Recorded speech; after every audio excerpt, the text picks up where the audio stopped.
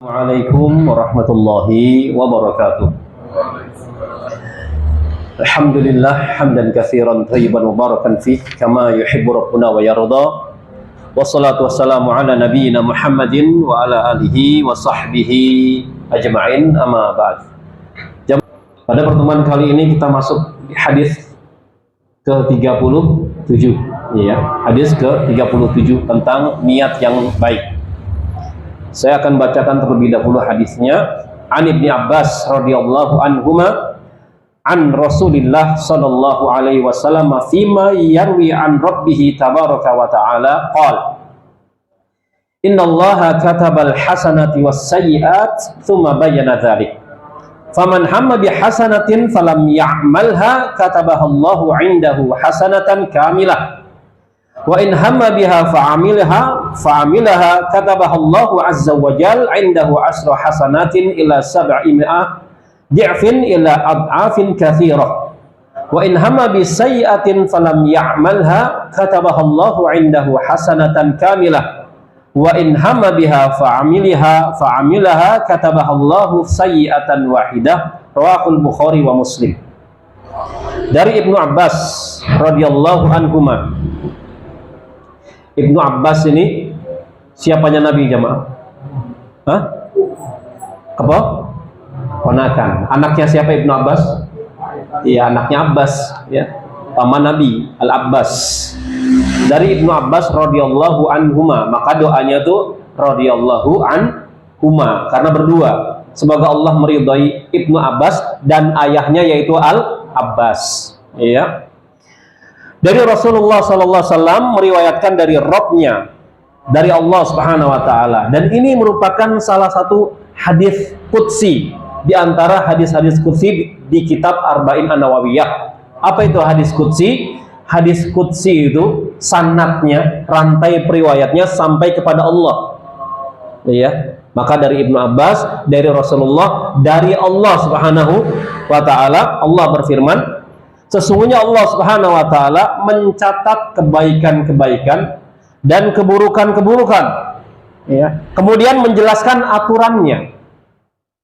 Barang siapa yang berniat melakukan kebaikan lalu dia tidak mengerjakan kebaikan tersebut, maka Allah Subhanahu wa taala akan mencatat di sisinya, ya, satu kebaikan yang sempurna. Jika ia berniat lalu ia mengerjakannya, ya, maka Allah Subhanahu wa taala mencatatnya, ya, baginya 10 pahala sampai 700 kali lipat sampai kelipatan yang banyak. Kemudian Nabi mengatakan, jika seorang hamba berniat untuk melakukan keburukan, melakukan kejahatan, ya, lalu dia tidak melakukannya, maka Allah Subhanahu wa taala mencatat di sisinya satu kebaikan yang sempurna. Kemudian kata Nabi SAW, jika ia berniat untuk melakukan keburukan, lantas ia mengerjakan keburukan tersebut, maka Allah Subhanahu wa taala akan mencatat baginya satu dosa. Ya. Hadis sahih diriwayatkan oleh Imam Bukhari dan Imam Muslim. Jamaah rahimakumullah, di sini Allah berfirman dalam hadis qudsi ini, innallaha katabal hasanat was sayyi'at. Sesungguhnya Allah kataba, mencatat kebaikan dan keburukan. Para ulama khilaf, berbeda pendapat tentang makna kataba, mencatat di sini. Ya, sebagian ulama mengatakan kataba di sini, mencatat di sini maksudnya adalah semua keburukan dan kebaikan sudah ditakdirkan oleh Allah. Kebaikan sudah ditakdirkan oleh Allah, begitu juga keburukan sudah ditakdirkan oleh Allah. Ini menurut sebagian para ulama tentang makna kataba, mencatat.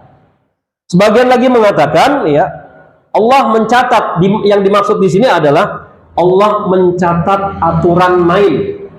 Allah mencatat aturan main dalam pencatatan pahala dan pencatatan dosa. Ya. Dan Allah menjelaskan aturan main di dalam pencatatan pahala dan dosa. Ya. Nah, kemudian kita lihat di sini, summa bayyana dzalik. Allah mengatakan, kemudian menjelaskan aturan mainnya.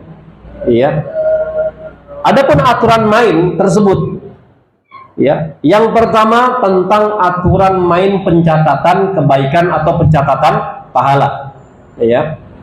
Yang pertama, pembahasan pertama adalah aturan pencatatan kebaikan atau pahala. Ya. Dan orang yang berniat untuk melakukan kebaikan, dibagi menjadi dua. Ya, yang pertama, orang yang berniat melakukan kebaikan, namun dia tidak mengamalkannya, dia tidak mengerjakannya, namun sudah punya niat. Ya, namun nggak jadi mengerjakannya. Ya. Sebagaimana firman Allah dalam hadis qudsi ini, ya, faman hamma bihasanah falam ya'malha katabahallahu indahu hasanah kamilah. Barang siapa yang hamma itu punya niat, berazam, bertekad, berniat melakukan suatu kebaikan, ya.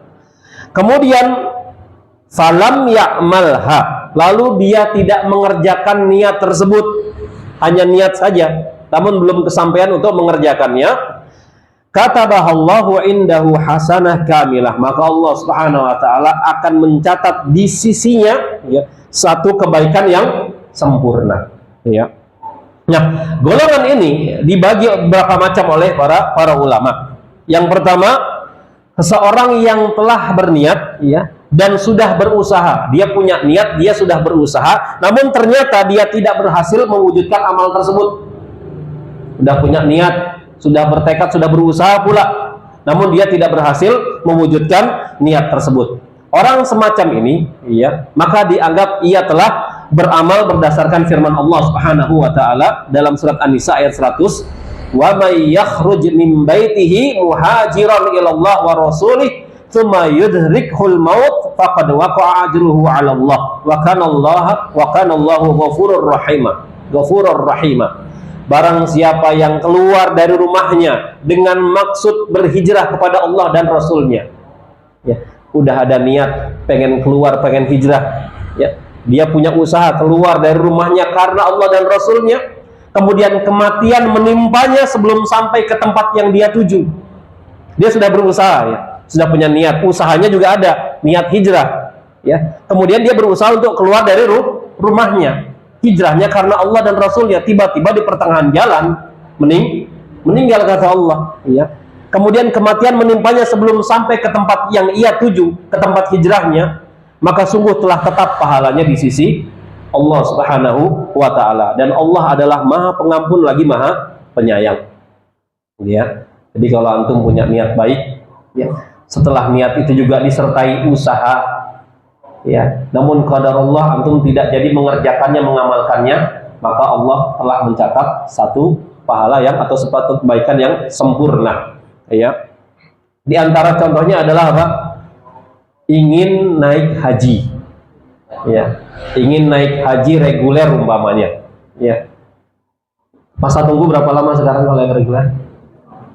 Kalau Jakarta berapa? 20, Pak, ya. Ada yang 20 tahun, ada yang 30 tahun, ada yang 15 tahun. Antum punya niat nih, saya mau naik haji. Usahanya apa? Nabung. Nabung, kemudian mendaftarkan diri. Ini usaha bukan? Usaha. Punya niat dan usaha untuk mendapatkan nomor apa? Porsi. Ya, biasanya kalau buat dapat nomor porsi, setoran berapa, Pak? Kalau yang reguler, kalau nggak salah 25, ya. Benar nggak? Antum ada niat buat naik haji, nabung pelan-pelan, sudah ada 25 juta, ya. Kemudian ada usaha untuk mendaftarkan diri. Ternyata masa tunggunya berapa lama? Ya, 20 tahun, sedangkan usia sudah kepala berapa? Kepala berapa antum? 2, ya. Kepala 7, ya. Kepala 6 lah, atau kepala 5. 20 tahun. Saya daftar haji usia 50 tahun, ya. Dapat nomor porsi masa tunggu 20 tahun. Kalau matematika manusia berarti 50 tambah 20 nanti naik hajinya usia 70 tahun. Namun dia karena punya niat dan ada usaha, bismillah, ya. Mudah-mudahan Allah panjangkan umur saya. Kalaupun Allah wafatkan saya, minimal saya sudah niat dan ada usaha. Maka baginya ketika tidak kesampaian mengerjakan amanan haji tersebut, keburu Allah cabut nyawanya, dia telah mendapat satu pahala yang sempurna, satu kebaikan yang sempurna, ya. Jadi yang mau daftar haji, ya, minimal ada niat, Jangan sampai seumur hidup kita nggak ada niat sama sekali. Kadang-kadang ada ya, haji itu tanpa kita punya harta, tiba-tiba Allah mudahkan, entah dari mana caranya, tiba-tiba diundang sama Raja Salman. Dulu kan waktu COVID ada tuh ya, cuman modal foto. Ingat nggak? Ada anak foto orang tuanya, terus ada caption di bawah, Raja Salman tolong ya hajikan bapak saya. Terus viral kan? Kalau nggak salah orang Garut, kalau nggak salah. Viral mana-mana, sampai Raja Salman itu fotonya. Namanya medsos ya zaman sekarang. Akhirnya apa? Diundang ya oleh Raja Salman untuk haji. Namanya rezeki siapa yang tahu? Ya. Allah punya cara tersendiri. Yang penting ada nih niat. Ya. Di sini mungkin sudah banyak yang haji ya. Ada berapa orang yang haji? Masya Allah, ada banyak insya Allah. Ya. Yang belum haji minimal niatkan dari sekarang, meskipun tidak punya fulus. Ya. Niatkan dari sekarang. Ya. Kemudian ada usaha buat menyisihkan harta. Ya. Ada nggak tukang pungut sampah bisa naik haji? Ada. Ya. Tukang bubur? Ada, bahkan ada sinetron.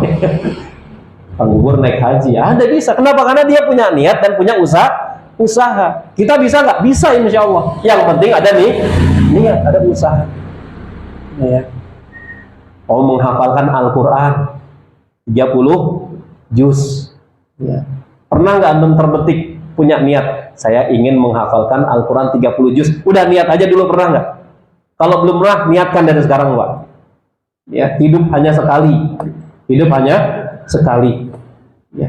Minimal ada niat di dalam hati kita, ya Allah, saya niat untuk menghatamkan Al-Quran 30 juz, menghafalkan juga. Ya. Niatnya dicatat tidak oleh Allah? Dicatat, namun juga disertai usaha menghafal Al-Quran dari yang paling mudah. Surat apa biasanya? Dari Al-Baqarah apa Anas? Nggak apa-apa. Anas ya, kemudian Alhamdulillah Anas sudah hafal. Ada usaha lagi. Lanjut kemana setelah Anas? Al-Falaq, Al-Ikhlas, ya, Al-Lahab, An-Nasr, ya, Al-Kafirun, terus ya. Tiba-tiba ya sampai surat Al-Bayyinah, ya, menghafal surat Al-Bayyinah, qadarullah sudah diwafatkan oleh Allah. Niat kita untuk menghafalkan 30 juz sudah ditulis belum sama Allah? Sudah. Ini aturan main pencatatan kebaikan.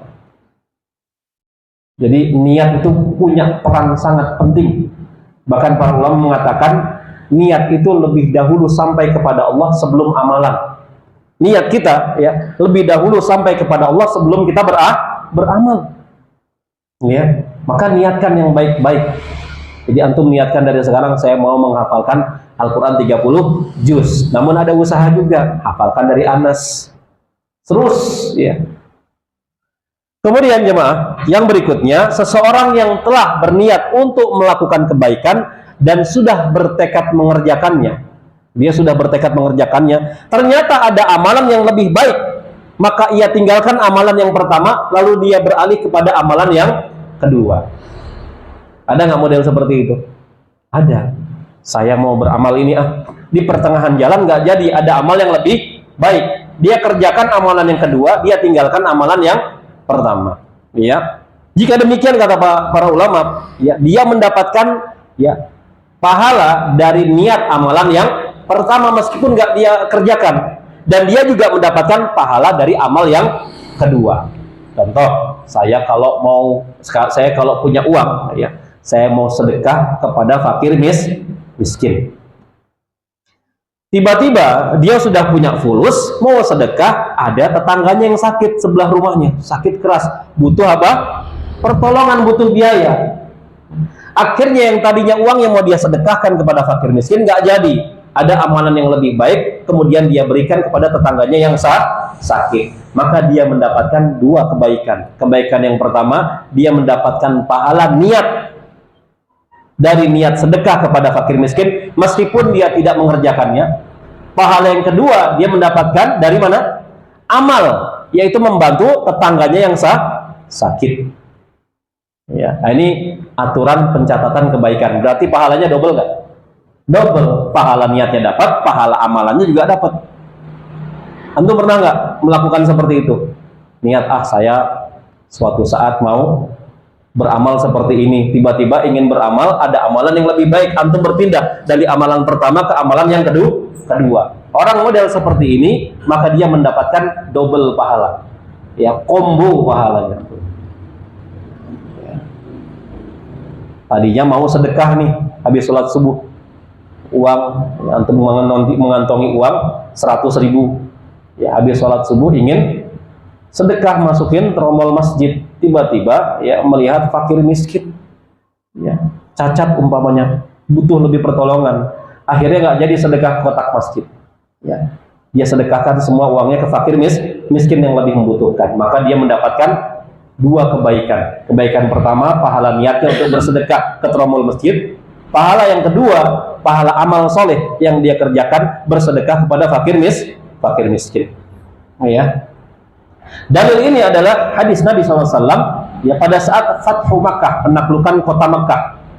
Ya, ketika ada seorang berkata kepada Rasulullah SAW, ya Rasulullah, inni nazartu in fatahallahu alaika Makkah an usalliya fi Baitil Maqdis, ya, faqala sholliha huna, kata Nabi, ya, wahai Rasulullah, sesungguhnya aku bernazar, aku punya niat, jika Allah Subhanahu wa taala memberikan karunia kepadamu untuk menaklukkan kota Mekah, maka aku akan sholat di Baitul Maqdis. Baitul Maqdis itu di mana?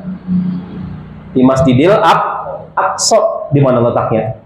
Palestina. Ini orang punya niat, punya nazar pula. Berniat, kalau engkau wahai Rasulullah bisa menaklukkan kota Mekah, aku berniat, aku bernazar untuk sholat di Baitul Maqdis. Ini kan baru niat, Pak, ya enggak? Baru niat nih. Maka kata Nabi SAW, Rasul menjawab, sholli haguna, sholatlah di sini. Ngapain nanti sholat Baitul Maqdis, kata Nabi? Sholatlah di sini, maksudnya di Masjidil Haram, ya. Kenapa sholat di Masjidil Haram itu lebih utama dibandingkan sholat di Masjidil Aqsa? Berapa kali pahalanya kalau sholat di Masjidil Haram? 100.000,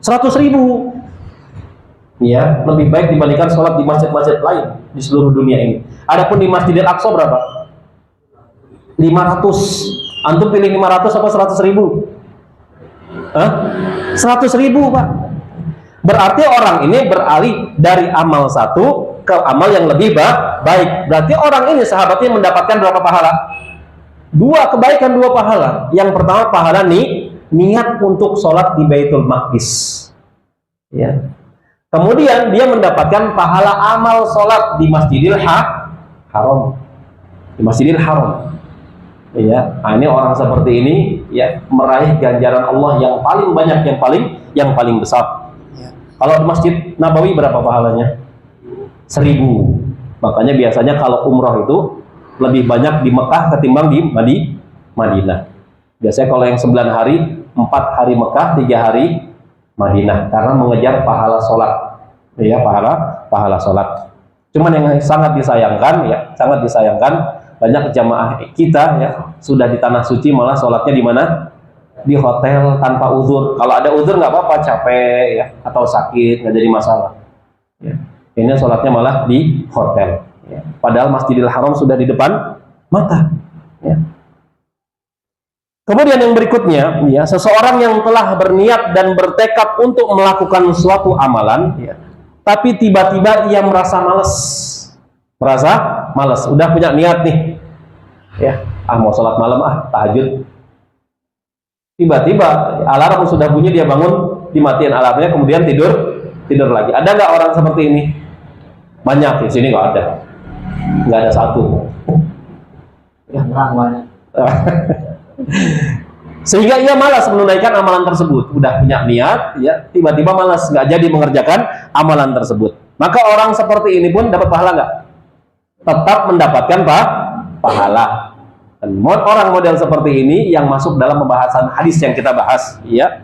Faman hamma bihasanah falam ya'malha katabahallahu indahu hasanah kamilah. Barang siapa yang memiliki niat hamma itu niat, sudah punya niat ingin sholat tahajud umpamanya, namun dia tidak jadi mengerjakannya karena malas umpamanya, maka Allah mencatat baginya satu kebaikan yang sempurna. Satu kebaikan yang sempurna. Makanya antum setiap mau tidur minimal ada niat sholat tahajud. Saya mau niat sholat tahajud, saya mau niat setelah subuh hadir ke pengajian. Kalaupun ada uzur nggak jadi ngaji, pergi ke pengajian, dicatat nggak pahala menuntut ilmu? Dicatat baginya pahala menuntut ilmu. Iya. Kemudian jamaah rahimakumullah, yang berikutnya seseorang yang hendak berniat melakukan kebaikan, namun hanya sekedar lintasan yang terbetik di hati. Dia ingin melakukan kebaikan, namun hanya sekedar lintasan aja Pak, tanpa disertai hamma. Hamma di sini niat yang kuat, hanya lintasan aja terbetik di hati. Ya, bukan disertai niat. Ya, belum mencapai derajat hamma atau niat, maka kata para ulama, ia tidak mendapatkan pahala sama sekali. Hanya lintasan hati aja terbetik di hati. Ya. Dia ngelihat kotak tromol, ya, nantilah saya mau sedekah. Tidak disertai niat, ya, maka orang seperti ini tidak mendapatkan pahala. Untuk mendapatkan pahala harus disertai dengan niat, meskipun ia tidak jadi mengerjakannya. Ya. Kemudian yang berikutnya, yang kedua, orang yang berniat melakukan kebaikan, lantas dia mengerjakan kebaikan tersebut, mengamalkannya, ya, maka ia mendapatkan pahala. Ya. Dan aturan pembagian pahala orang seperti ini Allah Subhanahu wa taala tentukan yang pertama di surat Al-An'am ayat 160. Allah berfirman, "Man jaa'a bil hasanah falahu asyru amsalihha." Barang siapa yang melakukan amal yang baik, ya, amal yang hasanah, falahu asyru amsalihha, maka baginya pahala 10 kali lipat amalannya. Nah, ini aturan pencatatan pahala bagi orang yang punya niat baik, kemudian dia mengerjakan niat baik tersebut. Ya, yang pertama aturan pencatatan pahala oleh Allah, Allah catat baginya 10 kali lipat pahala baginya. Ya. Kemudian dalam hadis disebutkan oleh Nabi SAW, pahala orang yang membaca Al-Quranul Karim. Aturan pencatatan kebaikan bagi orang yang membaca Al-Quranul Karim dalam hadis riwayat Tirmizi. Nabi SAW bersabda, "Man qara'a harfan min kitabillah falahu bihi hasanah." Barang siapa yang membaca satu huruf dari Al-Quran, maka baginya satu kebaikan. Ini aturan pencatatan pahala kebaikan. Dia punya niat membaca Al-Quran, kemudian dia mengerjakan amalan tersebut, dia baca Al-Quran, maka Allah catat aturan mainnya. Kalau ente baca satu huruf dari Al-Quran, satu huruf hijaiyah, maka bagimu satu kebaikan. Kemudian diatur lagi sama Allah, wal hasanatu bi asri amsalihha. Satu kebaikan tersebut dilipat gandakan menjadi berapa? 10. Antum baca alif, ketika membaca Al-Quran, yang tadinya 1 dilipat gandakan menjadi 10. La aqulu alif lam mim harfun, aku tidak mengatakan alif lam mim itu satu huruf. Walakin alif harfun, lam harfun, mim harfun. Akan tapi alif satu huruf, kata Nabi, lam satu huruf, mim satu huruf. Ini aturan pencatatan amal kebaikan ketika sudah dikerjakan. Contohnya membaca Al-Quran. Jadi antum kalau baca alif lam mim, aturan pencatatan pahala kebaikan mendapatkan berapa kebaikan? Alif lam mim 30. Ini aturan mainnya seperti itu. Kalau tidak dikerjakan, baru niat baca Quran saja, satu kebaikan yang sempurna. Begitu antum baca, aturan mainnya dirubah lagi. Ya. Alif lam mim 30 hasanah. Bukan hanya itu, antum mendapatkan 30 kebaikan membaca alif lam mim. Allah berfirman dalam ayat yang lain, innal hasanat yudhibna sayyi'at. Sesungguhnya kebaikan-kebaikan itu menghapus keburukan, menghapus dosa-dosa. Berarti aturan mainnya, antum baca alif lam mim dapat 30 kebaikan, ditambah lagi dihapus 30 dosa. Masya Allah, itu baru alif lam mim. Pernah menghitung nggak jumlah huruf di Al-Fatihah? Coba antum hitung tuh di Al-Fatihah, ya. Ada berapa huruf? Cuman ya nggak, jangan hitung-hitungan sama Allah ya. Setiap mau baca Al-Quran pakai kalkulator sini ya. Hitung, habis update statusnya hilang pahalanya Pak. Ya. Zaman sekarang apa-apa update status. Meskipun suara serak, alhamdulillah dapat sekian kebaikan, Masya Allah. Dijempolin gitu kan. Nah, ini aturan pencatatan kebaikan ketika kita membaca Al-Quranul Karim. Kemudian yang berikutnya 700 kali lipat atau lebih daripada itu. Melakukan satu kebaikan, Allah balas dengan 700 kali lipat. Ya, di surat Al-Baqarah ayat 261. Allah mengatakan, masalul ladzina yunfiquna amwalahum fi sabilillah kamatsali habbah ambatat sab'a sanabila fi kulli sunbulatin mi'atu habbah. Ya, wallahu yudha'ifu liman yasha wallahu wasi'un alim. Perumpamaan nafkah yang dikeluarkan ya oleh orang-orang yang menafkahkan hartanya di jalan Allah, antum bersedekah, antum berinfak fisabilillah di jalan Allah ya, maka serupa dengan sebutir benih yang menumbuhkan 7 bulir kata Allah. Pada tiap-tiap bulir 100 biji. Ya. 100 dikali 7 berapa?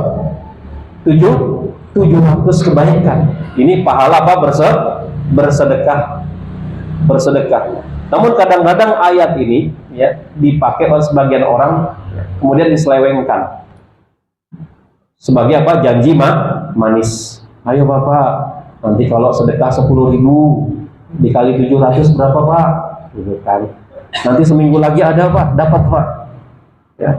Insya Allah seminggu lagi ada. Seminggu lagi nggak dibalas sama Allah gimana? Digedor-gedor mau Ustaz. Ya. Sedekah mengharapkan dunia. Ya. Boleh tidak? Sebagian ulama membolehkan. Ya.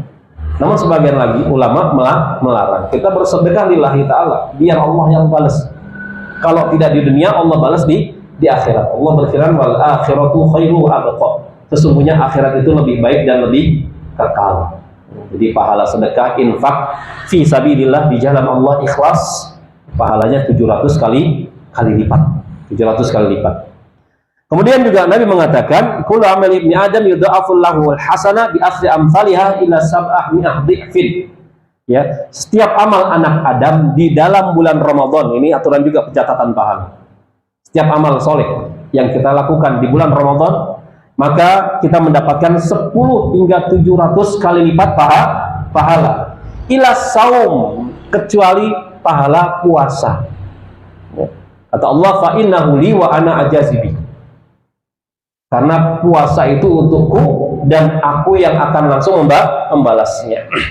Berarti amalan soleh selain saum, nilai kebaikannya itu di sisi Allah 10 sampai 700 kali lipat pahala di dalam bulan Ramadan. Makanya di dalam bulan Ramadan itu bulan pelipat gandaan pahala. Sedekah di dalam bulan Ramadan tentunya ya berbeda pahalanya dengan sedekah di luar bulan Ramadan. Baca Al-Quran, pahala baca Al-Quran di dalam bulan Ramadan tentu berbeda nilai kebaikannya dengan membaca Al-Quran di luar bulan Ramadan. Kalau tadi di luar bulan Ramadan satu hurufnya 10 kebaikan, antum baca alif lam mim di dalam bulan Ramadan bisa jadi alifnya 700, lam 700, mim 700. 700 dikali 3 berapa? 2100 kebaikan. Setelah itu Allah hapus 2100 keburukan, 2100 dosa. Ya, makanya bulan Ramadan disebut juga Syahrul Quran, bulan Al-Quran. Orang berbondong-bondong sibuk semua membaca Al-Quranul Karim. Ya, karena kebaikan yang paling mudah diraih itu dengan membaca Al-Quran. Kalau sedekah mungkin agak-agak sulit, Pak. Iya enggak? Sedekah. Lebih mudah baca Quran atau sedekah? Ayo, lebih mudah baca Al-Quran atau sedekah? Baca Quran tinggal buka Al-Quran baca udah. Ya, meskipun terbata-bata nggak jadi masalah. Lahu ajron kata Nabi. Dia mendapatkan 2 pahala. Kalau sedekah, buka dompet, terus pilih warna. Pusing nggak Pak? Pusing gitu. Merah, biru, ujung-ujungnya abu-abu. 2000. Yang penting udah niat yang merah Ustaz. Tapi tangan saya ngambilnya malah yang abu-abu. Beda, hati sama tangan beda. Kemudian ya, Allah juga mengatakan, "Man dzalladzi yuqridullaha qardan hasanah yudha'ifu lahu ad'afan katsirah. Wallahu yaqbidu wa yabsutu wa ilaihi turja'un." Ya, siapakah yang mau memberi pinjaman kepada Allah Subhanahu wa taala, pinjaman yang baik. Pinjaman maksudnya apa? Menafkahkan hartanya di jalan Allah Subhanahu wa taala. Misalkan ya anak antum masukin pondok, ya kita sebagai orang tua membayarkan apa? SPP-nya, uang pangkal dan sebagainya. Ini menafkahkan harta di jalan Allah, termasuk di dalamnya. Ya. Kemudian maka Allah akan melipat gandakan pembayaran kepadanya dengan lipat ganda yang sangat banyak. Dan Allah menyempitkan dan melapangkan rezeki dan kepadanya lah kamu dikembalikan. Ya. Kemudian juga bagi orang-orang yang bersabar, orang-orang yang sabar itu Masya Allah ganjarannya besar Pak. Allah mengatakan dalam surat Az-Zumar ayat 10, innama yuwaffas sabiruna ajrahum bighairi hisab. Sesungguhnya hanya orang-orang yang bersabarlah hanya dicukupkan pahala mereka tanpa batas. Makanya sabar itu Masya Allah, pahalanya tidak ada batasnya. Ya, kalau tadi batasnya 700 kali lipat, ya, pahala baca Quran dan sebagainya. Namun pahala sabar termasuk amal soleh tidak? Amal soleh, ya. Ringan di mulut, sulit dipraktekkan. Biasanya kalau ada masalah, ya, mau curhat kepada siapapun, kepada ustadz maupun kepada orang awam sekalipun yang nggak kenal agama umpamanya, dia Islam KTP jarang sholat, kita curhat sama dia punya masalah, kira-kira yang dinasihatin pertama kali apa? Sabar, udah sabar.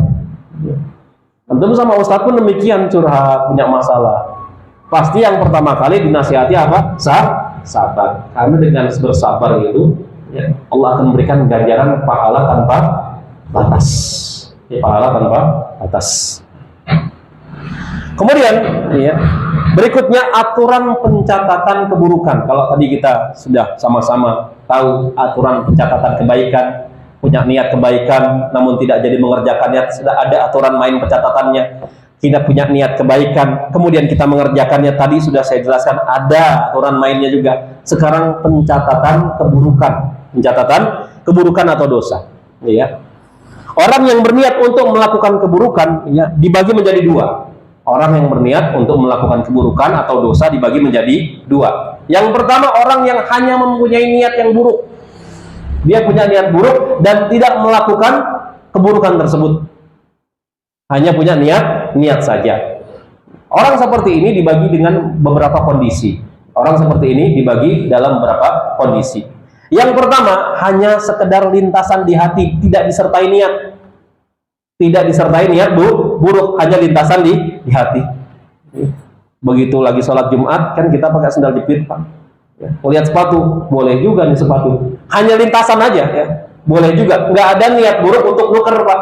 Swallow dengan sepatu.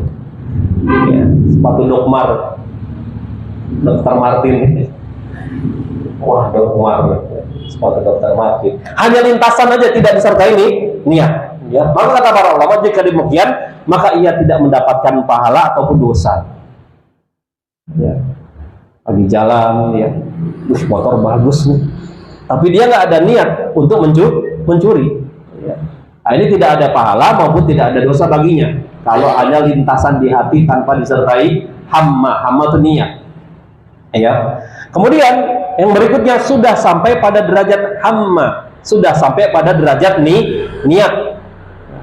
Wah, sepatu boleh juga nih. Saya mau curi kalau tidak ada orang. Kalau sepi saya ambil sepatu ini. Berarti sudah disertai niat hamma. Ya. Maka jika demikian dibagi menjadi dua orang seperti ini. Ya, punya niat buruk dibagi menjadi dua. Yang pertama berkaitan dengan amalan hati. Berkaitan dengan amalan hati. Seperti apa? Hasad, dengki, ya, kemudian prasangka buruk dan seterusnya. Maka ia mendapatkan dosa. Ya, kalau dengan amalan hati, hasad, ya, iri dan sebagainya, dia mendapatkan dosa. Namun berkaitan dengan amalan anggota tubuh, ya, misalkan dia ingin membunuh, namun nggak jadi, umpamanya, ingin judi, ingin merampok, ingin menipu, ingin hipnotis, ya. Dan inilah kondisi yang dibahas dalam hadis yang ke-37 ini, ya. Nah, kondisi seperti ini ada dua model. Yang pertama, jika seorang berniat bermaksiat di Mekah, berniat melakukan keburukan, melakukan suatu perbuatan dosa di Mekah, ini baru niat aja, Pak. Nanti saya kalau di Mekah mau, misalnya mau nyopet, buat beli oleh-oleh uangnya. Bayangkan, dia udah punya niat di tanah air umpamanya. Nah, maka dia mendapatkan dosa meskipun dia tidak mengerjakannya. Meskipun dia tidak mengerjakannya. Ini niat buruk di Mekah. Ya. Kenapa di surat Al-Hajj ayat 25 Allah mengatakan, "Wa may yurid fihi bi ilhadin bi dzulmin nuzighu min azabin alim."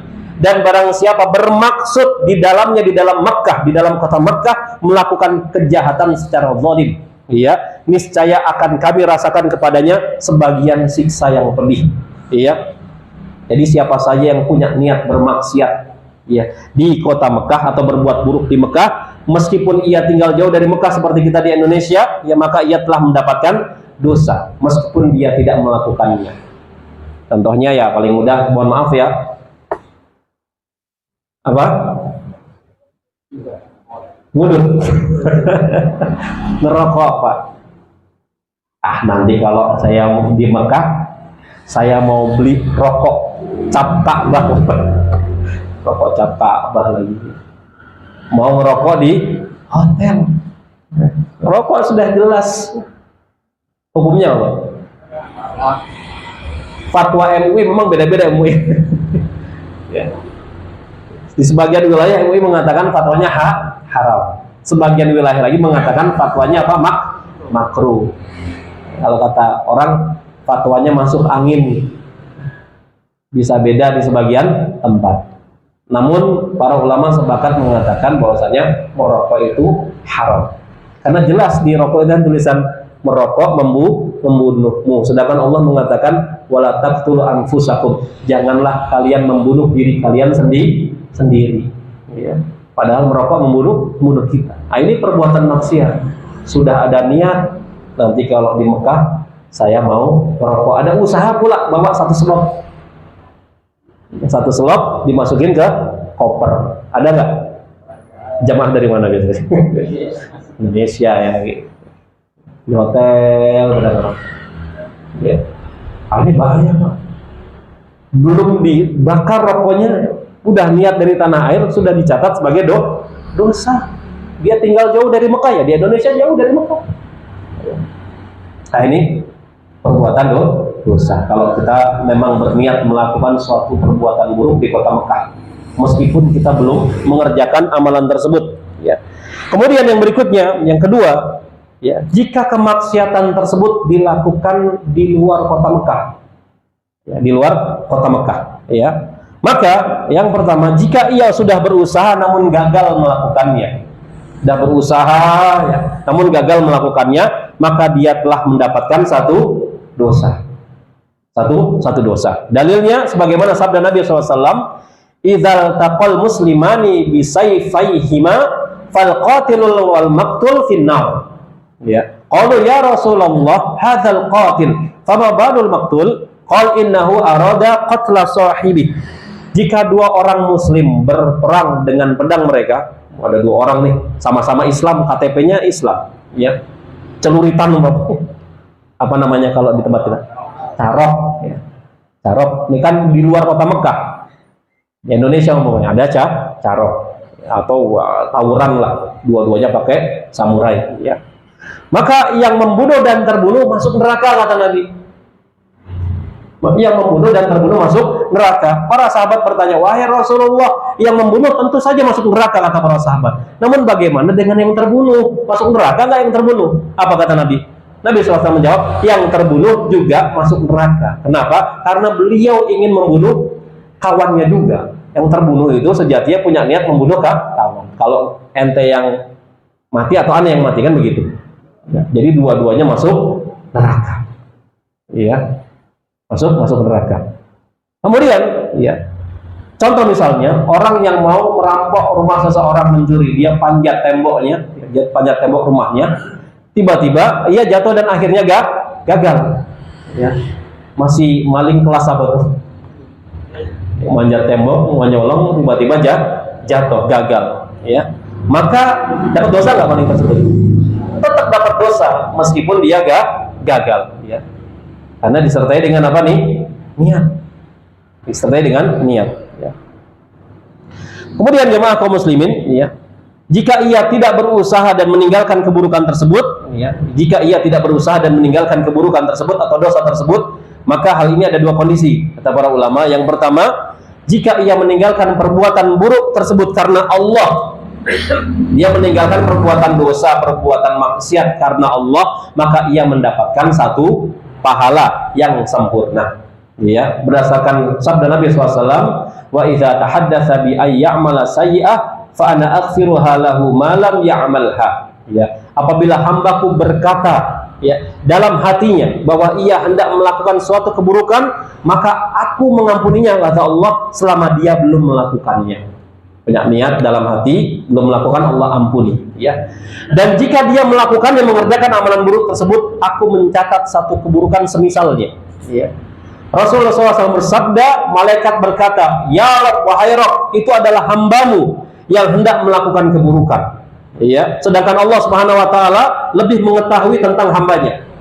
Maka Allah Subhanahu wa taala berfirman, awasilah ia. Jika ia mengerjakan keburukan tersebut, maka catatlah sebagai keburukan yang semisal. Dan jika ia meninggalkannya, maka catatlah untuknya satu kebaikan. Karena sesungguhnya ia meninggalkannya karena aku.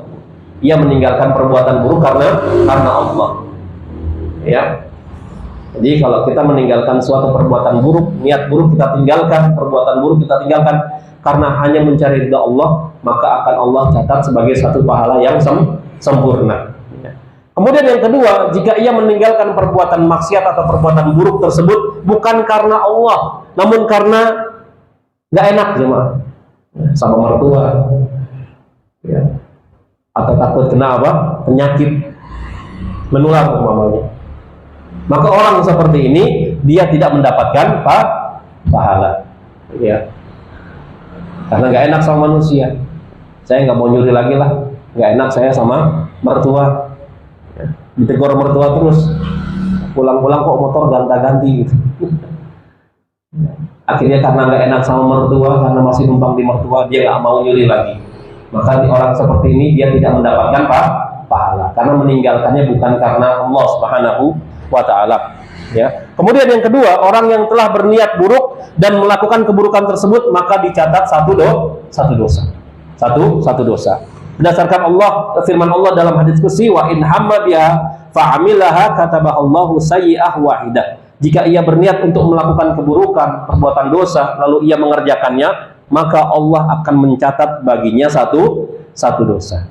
Satu dosa. Iya.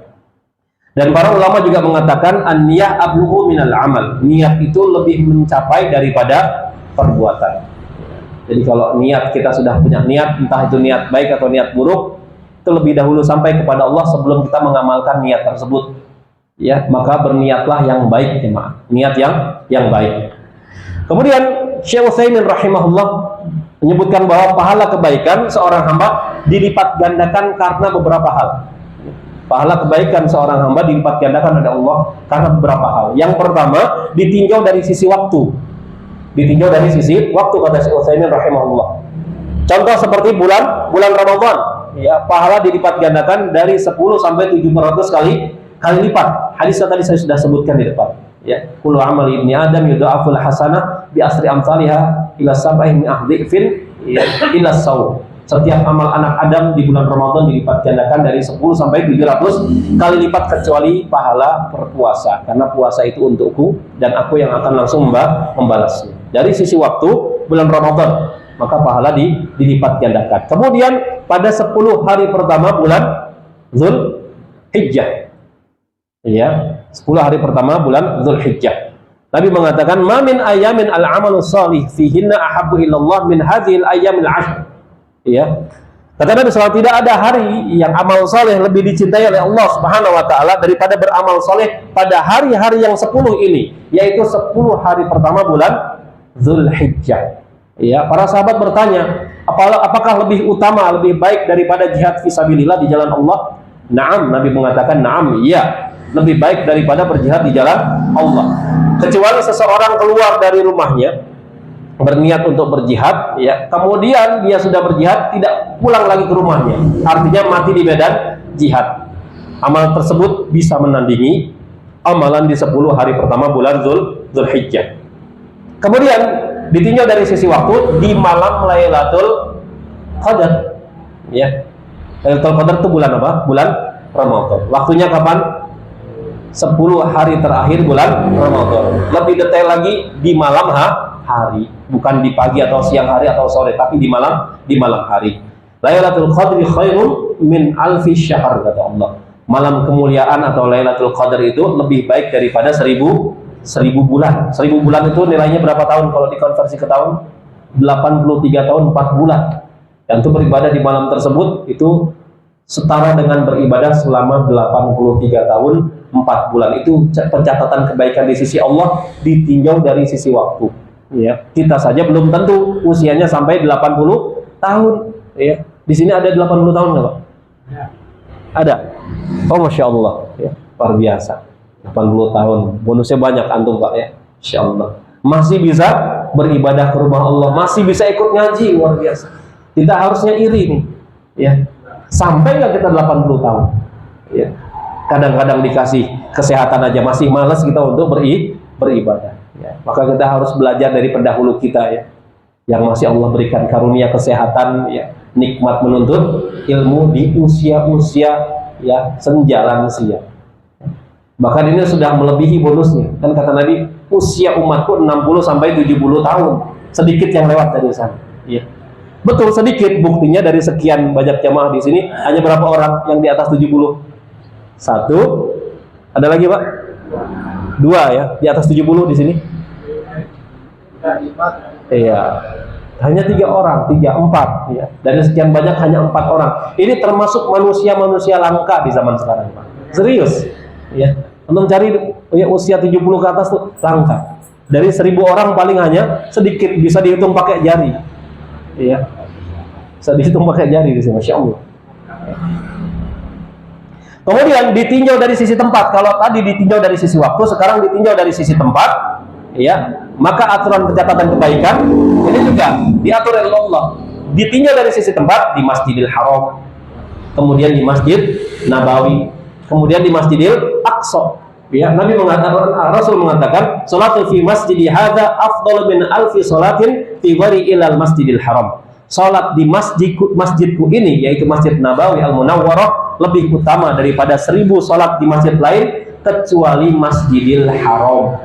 Ini ditinjau dari sisi tempat, ya. Tidak ada keutamaan selain 3 masjid di muka bumi: Masjid Nabawi, Masjidil Haram, Masjidil Aqsa. Masjid Nabawi nilainya berapa kebaikannya? 1000. Masjidil Haram 100.000. Masjidil Aqsa 500. Ya. Masjid ini ya sama lah, sama dengan masjid-masjid lain, sama dengan masjid-masjid lain. Ya.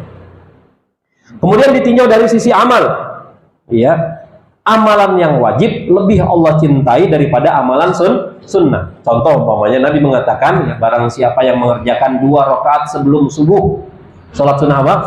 Fajar, qobliyah subuh, maka seakan-akan dia mendapatkan dunia dan seisinya. Itu baru pahala sholat sunnah. Apalagi pahala sholat subuh, kan logikanya demikian. Ya. Jadi amalan yang wajib itu pahalanya paling besar di sisi Allah Subhanahu Wa Taala. Ya. Makanya, ya, kata Nabi SAW, kata Allah Subhanahu Wa Taala di hadis qudsi, "Wa man taqarraba ilayya 'abdi bi syai'in ahabba ilayya mimma aftaradtu 'alaihi." Ya, Allah mengatakan dalam hadis qudsi, tidaklah hambaku mendekatkan dirinya kepadaku, ya, dengan sesuatu yang paling aku cintai dari yang aku wajibkan baginya. Jadi amalan-amalan wajib ini sangat dicintai oleh Allah. Kalau amalan sunnah saja pahalanya luar biasa, apalagi amalan yang wajib. Berarti mengerjakan sholat subuh pahalanya lebih luar biasa dibandingkan mengerjakan dua rakaat sebelum subuh. 2 rakaat sebelum subuh. Apalagi bisa mengerjakan dua-duanya. Jangan sampai keblinger juga mengerjakan sholat sunnah fajar nggak sholat subuh dia. Kenapa yang tinggal sholat subuh? Tenang aja, sudah mendapatkan dunia dan jeroannya. Nah, ini keblinger juga. Kemudian yang keempat, ditinjau dari sisi pelaku amalan. Ditinjau dari sisi pelaku amalan. Ya. Sedekah yang dilakukan oleh salah seorang sahabat Nabi itu lebih utama dibandingkan sedekah dari kita, meskipun kita bersedekah, ya, misalnya 2 rumah mewah kita sedekahkan. Lebih utama sedekah 1 mud gandum yang dilakukan oleh sahabat Nabi. Maka Nabi bersabda, "La tasubbu ashabi, la tasubbu ashabi, fa walladzi nafsi biyadihi law anna ahadakum anfaqa mithla Uhud zahaban, ya, ma adraka muddan ahadihim wala nasifah." Janganlah kalian mencaci maki sahabatku, janganlah kalian mencaci maki sahabatku, kata Nabi, ya. demi zat yang jiwaku berada di tangannya, maksudnya demi Allah, kata Nabi, ya, seandainya seorang dari antara kalian menginfakkan emas sebesar gunung Uhud, misalkan antum punya toko emas, Pak, ya, antum kumpulin emasnya sebesar gunung Uhud, kemudian diinfakkan, kata Nabi SAW, tidak akan dapat menandingi satu mud atau setengahnya dari apa yang telah diinfakkan oleh para sahabatku. Ini ditinjau dari sisi pelaku amalan. Ya, kita berinfak emas gunung Uhud, ya, lebih utama ya, satu mud sahabat Nabi SAW untuk berinfak atau setengahnya dari gandum.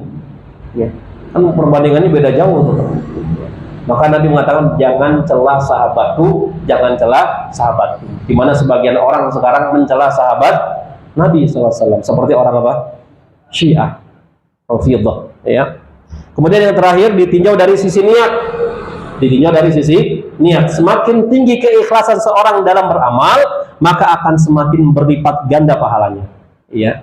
Semakin tinggi, ya, keikhlasan.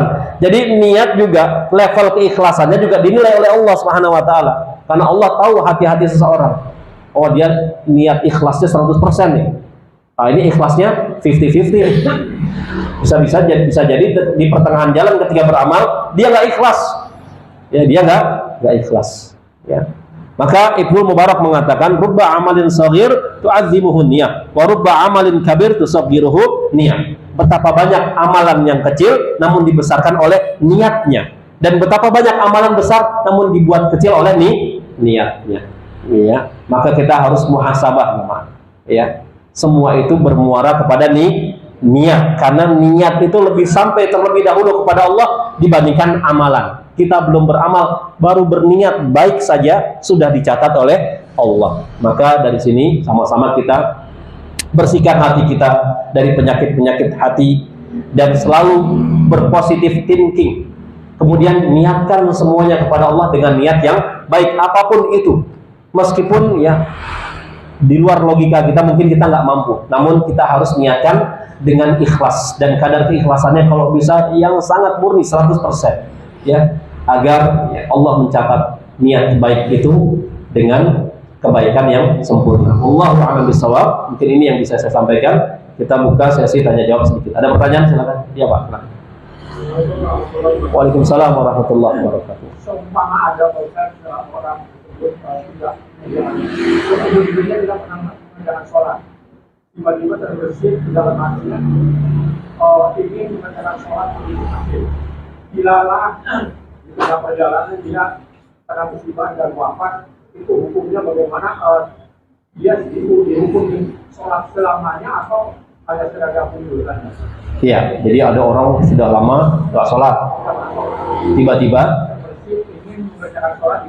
terbesit, berarti punya niat, ya, punya niat ingin mengerjakan sholat, ingin taubat gitu, Pak, ya. Ya. Tiba-tiba dikarenakan musibah, belum sempat sholat, tiba-tiba sudah Allah wafatkan. Bagaimana hukumnya? Ini pernah terjadi, ya, di zaman sahabat. Bahkan kita pernah mendengar kisah yang sahih tentang seseorang yang ingin bertobat dari apa? Pembunuh. Ya, 99 nyawa. 99 nyawa. Udah nggak sholat, ngebunuh 99 nyawa. Kalau pertanyaan Bapak tadi, ya, hanya nggak sholat aja, ya, tapi nggak pernah membunuh, paling bunuh nyamuk, umpamanya. Ya. Maka bagaimana ketika dia bertobat, berniat bertobat, ya, sebagaimana kisah orang yang membunuh 99 nyawa ini, dia ingin bertobat, kemudian dia datang ke seorang rahib, seorang pendeta. Dia ceritakan ke saya, Pak pendeta, saya ingin bertobat karena saya sudah menghilangkan 99 nyawa. Apa kata dia? Gak ada harapan bagimu untuk bertobat. Setelah akhirnya bunuh rahibnya.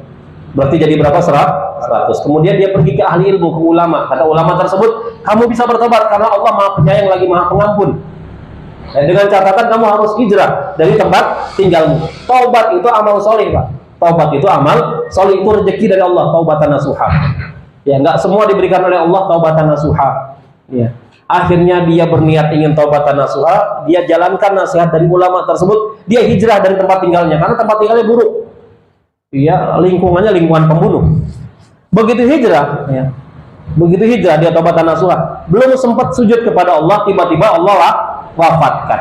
Malaikat saling berebut ruhnya, apakah di neraka atau di surga. Kemudian Allah mengutus malaikat rahmat untuk mengukur jarak antara tempat tinggalnya dengan tempat hijrahnya. Ternyata lebih jauh ke tempat hijrahnya sejengkal, Pak.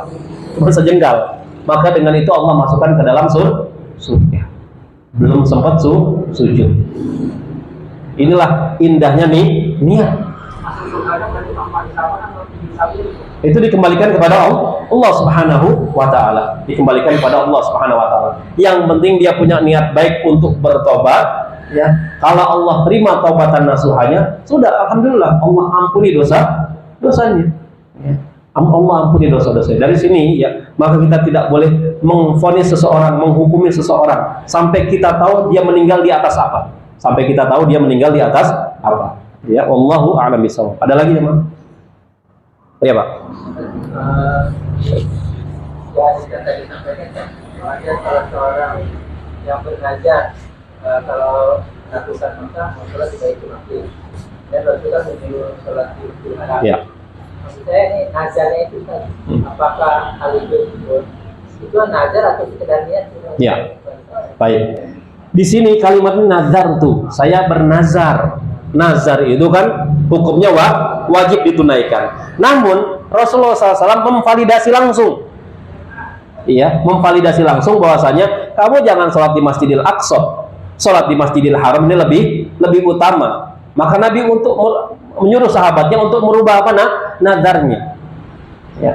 Kalau Rasul yang sudah perintahkan gimana? Sami'na wa ata'na. Maka orang tersebut nggak bertanya lagi, aku kan sudah bernazar ya Rasulullah bernazar. Hukumnya wajib tidak, karena Nabi yang sudah perintahkan. Wahai Rasul, apabila engkau bisa menaklukkan Makkah, aku punya nazar sholat di Baitul Maqdis. Ya. Lantas Nabi langsung menyuruh dengan lisan yang mulia, kau usah sholat di Baitul Maqdis, sholat di Masjidil Haram, karena pahalanya lebih banyak dibandingkan sholat di Baitul Maqdis. Dengan nazarnya disertai niat yang baik, kan niat baik itu, ya, sholat kan niat baik, amal soleh. Ya. Karena dia belum tahu keutamaan sholat di Masjidil Haram lebih besar pahalanya dibandingkan Baitul Maqdis, maka Nabi memberikan keterangan kepada sahabat tersebut, sholatlah di Masjidil Haram. Karena ini perintah langsung dari Nabi, maka sahabat tersebut pun mengerjakan ketika Fathu Makkah, ketika penaklukan kota Makkah. Kalau kita di zaman sekarang, Nabi sudah wafat, punya nazar, hukumnya wajib ditunaikan. Ya, hukumnya wajib nazar tuh. Yang penting tidak menyelisihi syariat. Kalau nazarnya menyelisihi syariat, maka kata para ulama batal otomatis. Ya, kalau saya diterima di perguruan tinggi favorit saya akan tidak sholat. Waduh, repot juga nazar ente nih. Ya. Gimana kira-kira Pak? Ditunaikan nggak kalau dia lulus PTN? Ya enggak lah. Ya, enggak, karena menyelisihi syariat.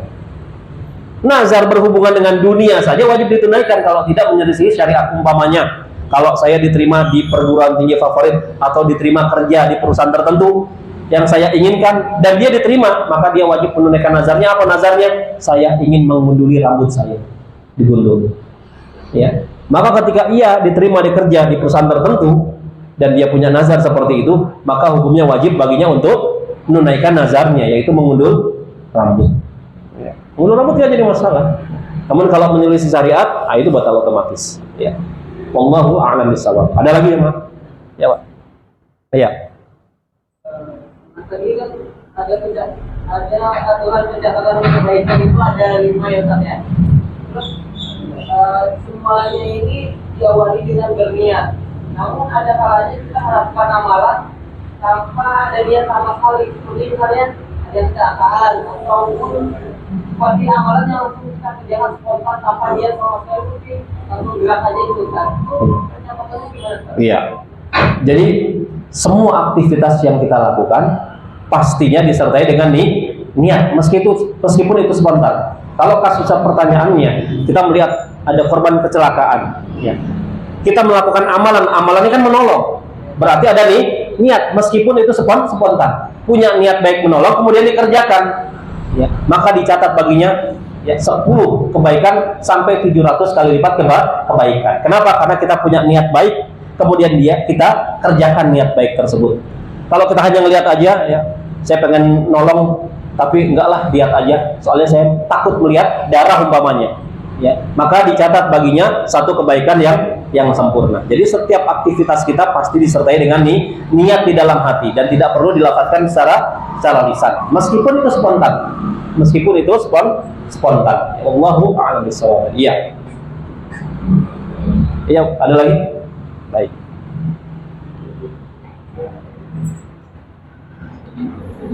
Mana yang lebih baik, berinfak di kotak di samping pintu masjid dengan didatangi seorang ibu yang membawa surat tugas untuk memohonkan infak sedekah yang didatangi tersebut? Ya tinggal lihat kebutuhannya, mana yang lebih utama, kita bersedekah ke kotak masjid atau bersedekah kepada seseorang yang bawa proposal, ya, ibu-ibu atau bapak-bapak, ya, bawa proposal untuk bangun renovasi masjid. Ya, tinggal disesuaikan saja, ya. Tinggal disesuaikan saja. Kalau mau niat pahala, kita mau masukkan ke tromol masjid, tiba-tiba ada seseorang sangat membutuhkan, ya, meminta dana umpamanya, dan kita tahu orang tersebut benar, ya, maka hendaknya kita kasih kepada yang lebih membutuhkan. Dengan seperti itu kita mendapatkan dua kebaikan. Yang pertama, pahala niat untuk bersedekah ke tromol masjid. Pahala yang kedua, pahala amal soleh, kita membantu seseorang yang sangat membutuhkan. Wallahu a'lam bishawab. Saya pikir cukup, kita tutup. Subhanakallahumma wa bihamdika, asyhadu an la ilaha illa anta, astaghfiruka wa atubu ilaik. Wassalamualaikum warahmatullahi wabarakatuh.